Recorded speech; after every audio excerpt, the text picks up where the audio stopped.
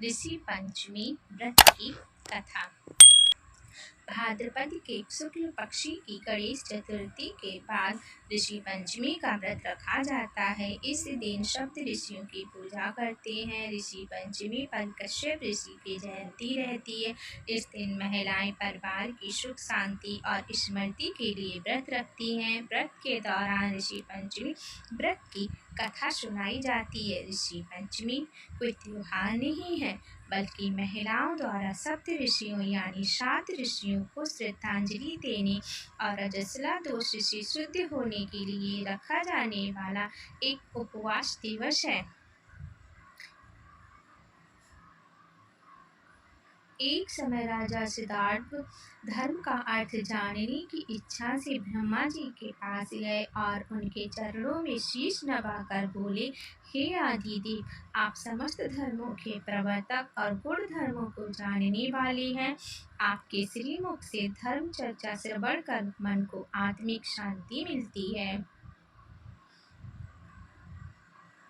भगवान के चरण कमलों में प्रीति बढ़ती है।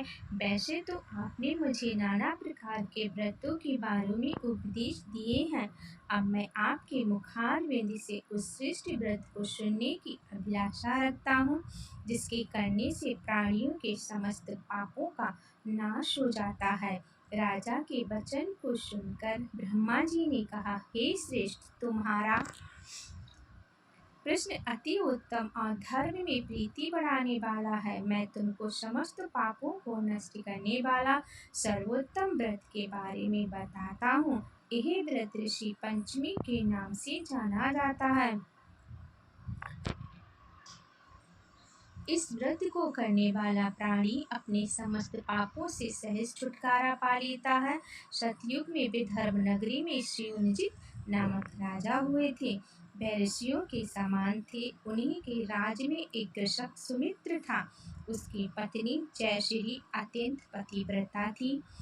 एक समय वर्षा ऋतु में जब उसकी पत्नी खेती के कामों में लगी हुई थी, तो वह रजस्वला हो गई। उसको रजस्वला होने का पता लग गया, फिर भी वह घर के कामों में लगी रही। कुछ समय बाद वह दोनों स्त्री पुरुष अपनी अपनी आयु भोग कर मृत्यु को प्राप्त हुए।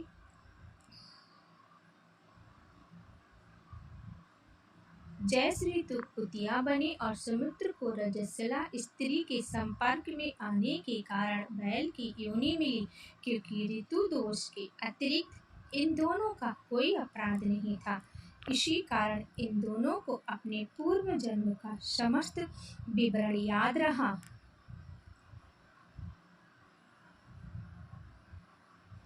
वे दोनों कुतिया और बैल के रूप में उसी नगर में अपने बेटे सुचित्र के यहाँ रहने लगे। धर्मात्मा सुचित्र अपने अतिथियों का पूर्ण सत्कार करता था। अपने पिता के श्राद्ध के दिन उसने अपने घर ब्राह्मणों को भोजन के लिए नाना प्रकार के भोजन बनवाए। जब उसकी स्त्री किसी काम के लिए रसोई से बाहर गई हुई थी, तो एक सर्प ने रसोई की खीर के बर्तन में विष वमन कर दिया। कुतिया के रूप में सुचित्र की माँ कुछ दूर से सब देख रही थी।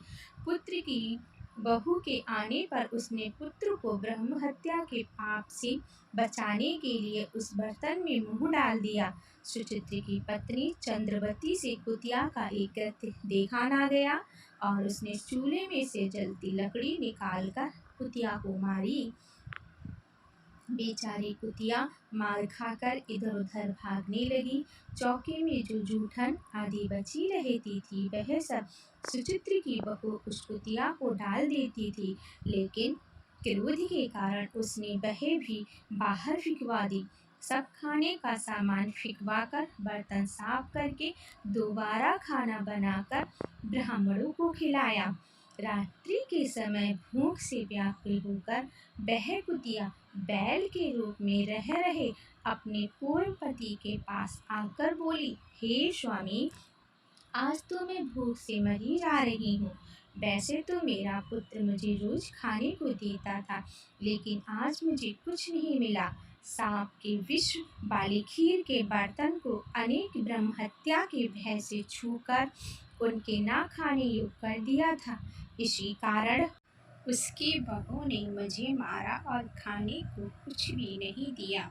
तब वह बैल बोला, हे भद्रे, तेरे पापों के कारण तो मैं भी इसी योनि में आ पड़ा हूँ और आज बोझा ढोते ढोते मेरी कमर टूट गई है। आज मैं भी खेत में दिन भर हल में जोता रहा। मेरे पुत्र ने आज मुझे भी भोजन नहीं दिया और मुझे भी मारा। बहुत मुझे इस प्रकार कष्ट देकर उसने इस श्राद्ध को निष्फल कर दिया। अपने माता पिता की इन बातों को सुचित्र सुन रहा था। उसने उसी समय दोनों को भरपेट भोजन कराया और फिर उनके दुख से दुखी होकर वन की ओर चला गया। वन में जाकर ऋषियों से पूछा कि मेरे माता पिता किन कर्मों के कारण इन नीची योनियों को प्राप्त हुए हैं और अब किस प्रकार से इनको छुटकारा मिल सकता है। तब सर्वतमा ऋषि बोले, तुम इनकी मुक्ति के लिए पत्नी सहित ऋषि पंचमी का व्रत धारण करो तथा उसका फल अपने माता पिता को दो। भाद्रपद महीने की शुक्ल पंचमी को मुख शुद्ध करके मध्याह्न में नदी के पवित्र जल में स्नान करना और नए रेशमी कपड़े पहनकर अरुंधति सहित सप्तऋषियों का पूजन करना। इतना सुनकर सुचित्र अपने घर लौट आया और पत्नी सहित विधि विधान से पूजन व्रत किया। उसके पुण्य से माता पिता दोनों पशु योनियों से छूट गए। तो ये थी ऋषि पंचमी के व्रत